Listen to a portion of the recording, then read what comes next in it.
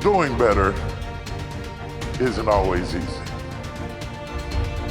While it is impossible to do better if you don't know better, often we still know better than we do. But the problem is you just can't bring yourself to change course because of all the people that it would hurt for you to change. And how long will you make those people more important than your destiny? Well, the most important thing is self-esteem.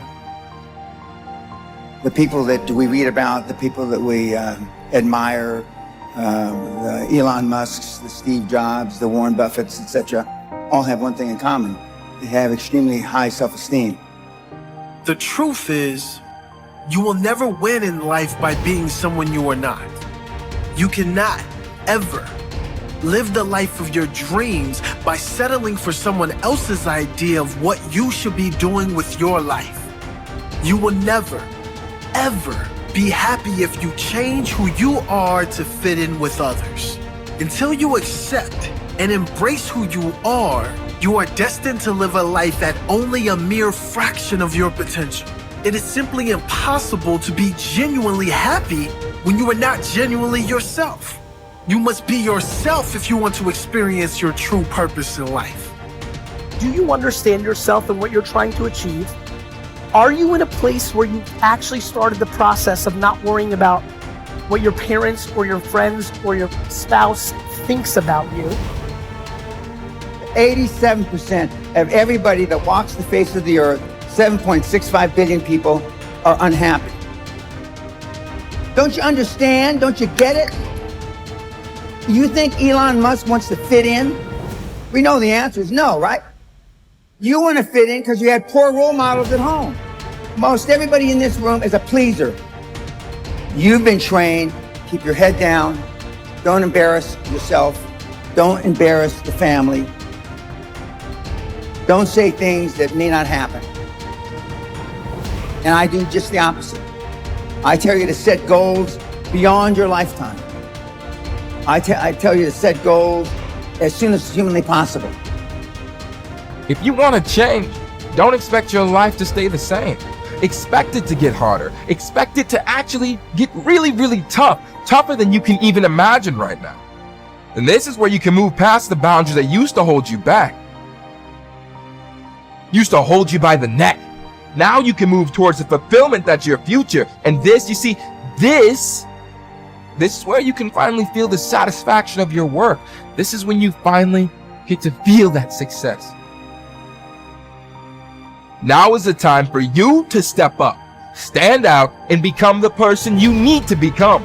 Your future is in your hands, and this is what sets your life up to be worth the potential that you deserve. Your power is and always has been the thing that's going to take you towards the life that you have earned.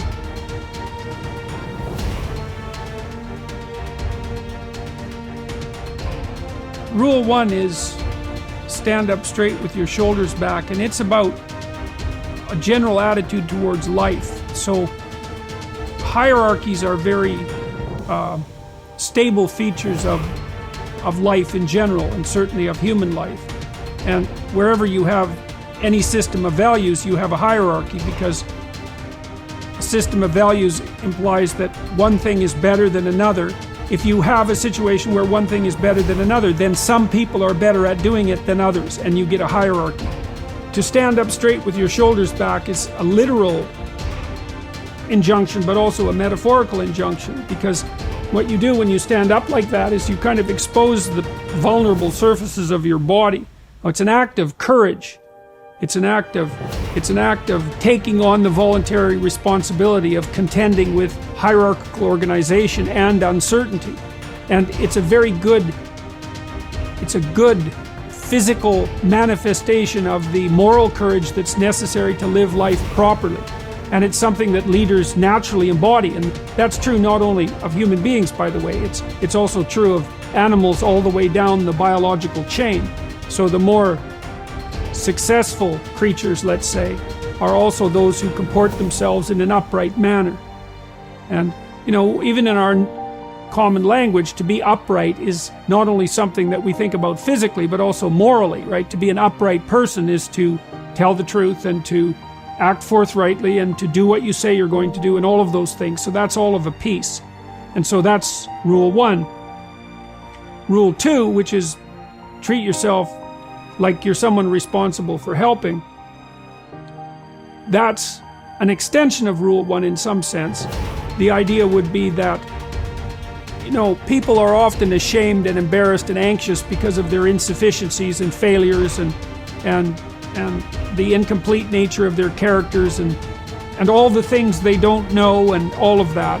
And so it's useful to develop and practice an ethic of detached self-regard. Like, it's not narcissism, it's not self-esteem, it's not grandiosity, it's none of that. It's just the clear realization that as other people have value and as it's necessary to treat them that way if you want anything in your relationships whatsoever to go right, so it's also necessary to develop that attitude towards yourself, despite the knowledge you have of all your inadequacies. And that's a really good thing to practice, because it requires practice, both the detachment and then that ethic of care.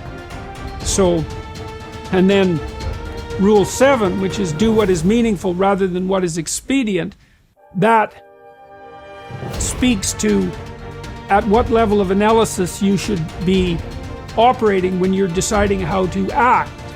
You want to act in accordance with your highest values. Now that means you have to figure out what those values are. If you act in accordance with your highest values, sometimes that makes your day-to-day operations difficult because you have to confront unpleasant truths. You have to discuss things that you'd rather avoid. It would be easier to act to decrease conflict in the moment. But it's a very bad medium to long-term strategy.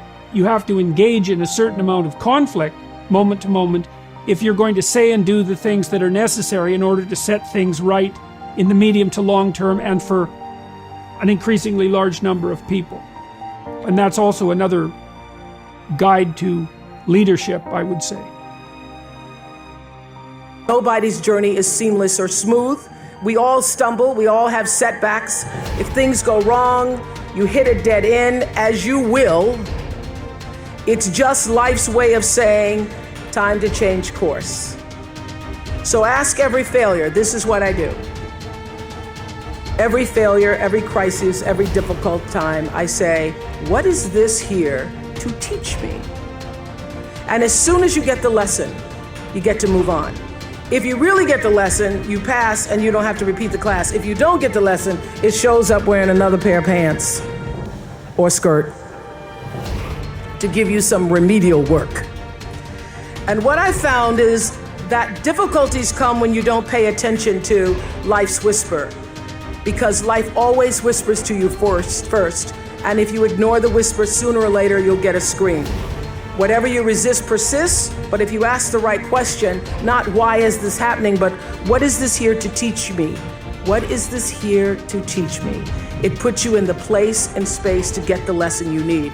My friend Eckhart Tolle, who's written this wonderful book called A New Earth, it's all about letting the awareness of who you are stimulate everything that you do. He puts it like this. He says, don't react against a bad situation, merge with that situation instead, and the solution will arise from the challenge.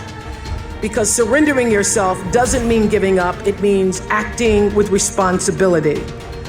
Okay, many of you know that, as President Hennessy said, I started this school in Africa. And I founded the school where I'm trying to give South African girls a shot at a future like yours, Stanford. And I spent 5 years making sure that school would be as beautiful as the students. I wanted every girl to feel her worth reflected in her surroundings. So I checked every blueprint,